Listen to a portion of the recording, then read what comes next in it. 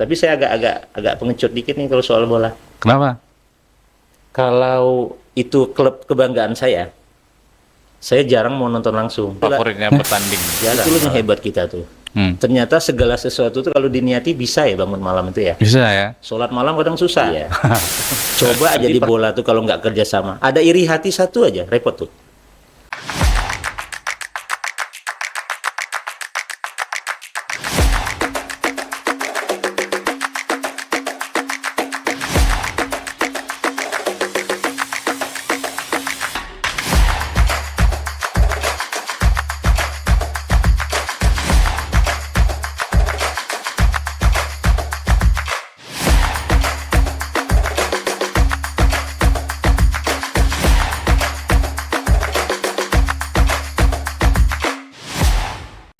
Kita tuh serunya tuh kan kalau langsung.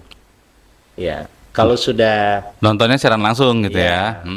kadang pun, tapi saya agak pengecut dikit nih kalau soal bola. Kenapa? Kalau itu klub kebanggaan saya jarang mau nonton langsung. Nah, Jarang malah. takut. Kalau dia kalah, yaudah saya nggak mau nonton. Kalau dia menang, saya cari YouTube-nya. Highlight-nya paling nggak kan. Kalau dia menang. Iya iya iya. Nggak tega saya. Lucu kan? Iya, saya langsung pindah channel. Kalau udah Indonesia aja kapan main udah agak tertekan, saya pindah channel. Saya tuh nggak tegaan ngelihat klub kebanggaan saya kalah. Nggak tega ngelihat langsung. Makanya saya agak pengecut kalau nonton, saya bilang tadi. Iya. Kalau dia menang, besok saya cari, pasti ada rekamannya kan. Tapi kalau dia kalah ya sudah, kalah aja udah, saya ngomong ngeliat. Iya, Cuma benar, dengar Bang. beritanya aja. Kalau menang, highlight-nya diulang-ulang tuh. Dari ulang-ulang saya cari. Pagi nonton, sore nonton lagi, ya kan? Siang nonton Nggak lagi. cuma bola, balap juga sama. Balap juga ya. Oh, balapnya, balap saya, pembalap jagoan saya jatuh. Hah. Udah saya diamnya. Tapi kalau dia menang saya cari-cari tuh. Mesti ada highlight-nya dalam beberapa menit setelah.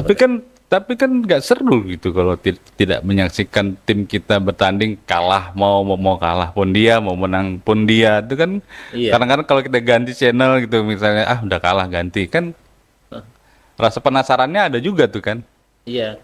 Saya ngintipnya di Google. Saya intip skornya aja. Skor akhir aja nanti. Kan mastiin. nggak sudah lihat langsung kan. Saya nggak tega ngelihat dia kebobolan itu aja. Tapi tetap saya pantau itu. Walaupun channel sudah saya pindah, kan bisa diintip di Google sekarang. Menit ke 64 sudah unggul 2-1 itu ketahuan. Iya. Begitu biasanya. Oke. Yang rela nonton ini kan bola nih mainnya karena di Amerika Latin ya. Iya. Ada yang jam 2 pagi, ada jam 5 pagi, ada waktunya ini nggak tentu nih, ada yang malam gitu. Yang rela nonton dini hari nggak sih Bapak modelnya? Misalnya tim favoritnya lah main gitu, Argentina main jam 2 dini hari gitu. Itu yang rela nggak sih nonton nungguin gitu. Ya Tim itulah. favoritnya bertanding. Itu loh yang hebat kita tuh. Ternyata segala sesuatu tuh kalau diniati bisa ya bangun malam itu ya. Bisa ya? Sholat malam kadang susah. Jadi pernah begini kejadian waktu saya studi S3 di PB waktu itu. Sekitar jam 2, dosen pembimbing saya SMS waktu itu, belum ada WA. Iya. Ruth, tolong ini besok diserahkan ke saya. Karena saya lagi nonton Barcelona Madrid kan, saya jawablah. Siap Prof, saya antarkan. Apa yang terjadi di situ? Dikira profesor saya, oh kamu sering sholat malam ya katanya. Dikira saya lagi tahajud. Dia nggak tahu saya lagi nonton Barcelona Madrid itu sebenarnya. Tapi kan jadi bagus. Besoknya ditanya, besok kalau mau sholat malam itu tidak harus tidur. Kalau udah waktunya tengah malam sholat aja. Saya itu sebenarnya mau ketawa dalam hati saya itu lagi nonton bola sebenarnya. Makanya begitu profesor saya SMS langsung saya respon kan, siap Prof. Wih, cepat sekali ini pasti lagi sholat malam. Padahal lagi Jadi nonton bola. terkesan alim. Tapi lebih bagus memang sekali-kali ya sholat malam lah. Jangan cuma nonton bola maksud saya. Oke. Berarti sepak bola itu hanya sekedar hiburan atau punya makna yang lebih besar menurut Bapak? Kalau saya lihat bola tuh seperti sisi mata uang ya. Hiburannya iya. Oke. Hiburannya iya. Tapi sisi lain banyak. Apa? Ada ikatan emosional juga di situ. Ada faktor ekonomi juga di situ. Ikatan emosionalnya yang kayak apa? Contoh nih, kita punya klub andalan ya. Ya. Ya. Tadi saya sampaikan, saat dia menang kayak apa sih perasaan kita, Iya. saat dia kalah seperti apa. Iya. Padahal orang juga nggak kenal kita, kita Bener. aja yang tahu rasa itu kan. Iya, Iya, kadang-kadang sering dimarahin juga. iya, Pak. Kalau klubnya kalah, kebawa sampai pagi tuh, moodnya nggak bagus kita kan. Jadi kadang-kadang orang rumah marah. Iya. Kenapa sih cuman gara-gara timnya kalah sampai kayak gini kali gitu. Tapi nggak tahu kenapa gitu. Makanya saya kalau di kantor tuh, dulu waktu masih di Bogor, kalau Senin pagi saya harus memantau olahraga malam Minggu dan malam Senin. Nah, Karena kami di kantor tuh punya klub kebanggaan masing-masing. Ada Madrid, Barcelona, ada yang AC Milan ya. Saya harus lihat hasil pertandingan tadi malam. Besok ketemu teman saya di kantor, hati-hati bicara yang klubnya kalah tadi malam. Itu bisa nggak nyambung kita. iya iya. Maunya dia Madrid kalah, itu jangan diajak guyon tuh bisa emosi dia. Oke. Tapi kalau Madridnya menang, dia agak happy. Itu saking hebatnya bola tuh, bisa mempengaruhi emosional orang. Kalau hiburan ya jelas. Tapi kayak sekarang, kenapa pemerintah TPRI menyiarkan Piala Dunia? Jelas itu kan ada hubungannya dengan biar UMKM, biar ada yang lebih menjangkau segala macam ya. Jadi bola ini faktor ekonominya jelas tinggi, tapi faktor menyatukan emosional juga tinggi di situ. Iya. Kita sendiri kadang nggak nyadar ya. Kenapa saya suka dengan Argentina? Bingung juga kadang ditanya. Dulu kan bermula dari apa? Maradona awalnya. Iya. Tapi lama-lama kan Maradona udah nggak ada. Kok masih suka Argentina tuh kenapa gitu loh? Iya. Iya. Kenapa? Ke Belanda itu saya suka dulu sebenarnya. Cuman gara-gara beberapa kali nggak pernah apa? Baru penyisian udah gugur kan? Belanda itu nasibnya nggak pernah juara. Nggak pernah Sering juara. masuk final, Tapi nggak pernah juara. tapi gagal terus mau jadi juara.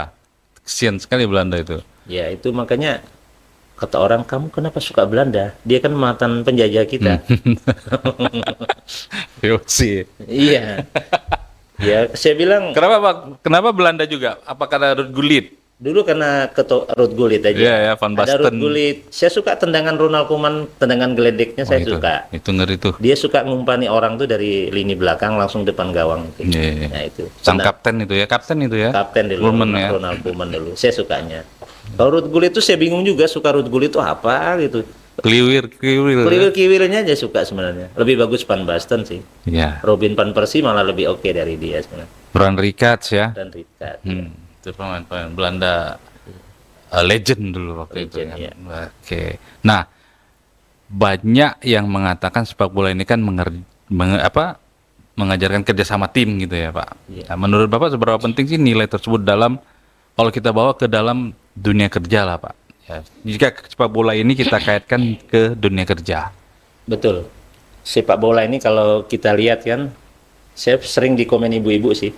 Apa sih Bapak tuh? Ibu-ibu banyak terabaikan nih kalau lagi Piala Dunia katanya. Oleh bapak-bapaknya karena pada sibuk bola kan. Apa sih yang dilihat bola tuh? Bola tuh kan tidak cuman seru ingin golnya dan seru detik-detik terakhirnya ya. Bola itu kalau kita lihat 11 orang tuh punya peran masing-masing kan. Ya. Iya. Coba aja di bola tuh kalau nggak kerjasama, ada iri hati satu aja, repot tuh. Kalau gol siapa yang disorot? Striker yang ngegolkan kan, Iya. disorot. Penjaga gawang nggak disorot kamera kan. Kalau penjaga gawang iri sama striker ikut nyerang kan kacau itu, karena tidak disiplin di posisi masing-masing. Ya. Iya. Walaupun sering kita lihat nih, kalau ada kesebelasan yang tertinggalnya satu angka lagi. Mereka all out kan. Pernah lihat kan kiper yang ikut nyerang kan? Sering kan kita lihat. Sering, itu Nah, biasanya di detik-detik terakhir. Tuh. Kalah sekalian atau bikin gol. Iya. Nah, itu sering kita lihat. Kayak MU sama itu ya. Ya, sering begitu dia kan, kiper aja ikut nyerang kan. Sekalian kita kegolan satu lagi atau kita ngegolkan. Dan ada yang berhasil masanya begitu. Malah kipernya yang ngegolkan. Iya, ada. Jadi saat dia tertinggal 0-1, dia dapat sepak pojok, kiper ikut maju. Bayangin kalau sepak pojok itu gagal, ditangkap oleh kiper lawan, langsung dioper ke depan, gol, nggak ada penjaga gawangnya kan. Iya. Nah ada suatu momen justru yang ngegolkan tuh atas hasil sundulan kiper yang maju tadi. Nah jadi kalau dilihat dari untuk kantor, artinya apa? Kita harus disiplin di posisi masing-masing. Tidak boleh iri masing-masing, tidak boleh iri dengan posisi teman-teman. Karena kita semua penting. Kalau nggak penting, pasti kita nggak ada di lapangan itu. Iya. Kalau nggak penting, ngapain kamu jadi gelandang, kamu jadi striker, kamu jadi kiper kan? Iya. Nah, karena Tapi nggak boleh iri tadi.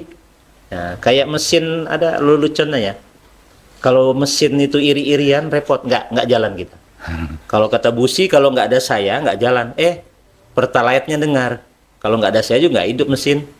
Nah, karena Pertalite-nya bangga, ban kita dengar. Kalau ban saya gembos juga nggak bisa jalan. Nah, kan gitu akhirnya.